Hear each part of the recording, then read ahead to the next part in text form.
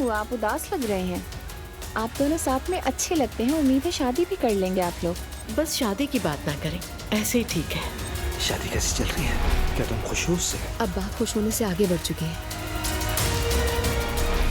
अगर मुझे तुम्हारे बॉयफ्रेंड की इजाजत मिल जाए तो मैं एक बात करना चाहूंगा। मुराद तुम चलो, मैं थोड़ी देर में आती हूँ।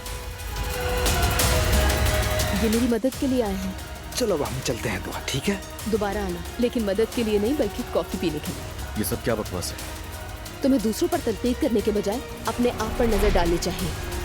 अलिफ जा चुकी है, मेरे बच्चे भी मुझसे बात नहीं करते, मेरी अपनी कंपनी में भी कोई हैसियत नहीं रही, मेरा अपना भाई मेरे खिलाफ हो गया, मैंने सब कुछ खो दिया, सब कुछ।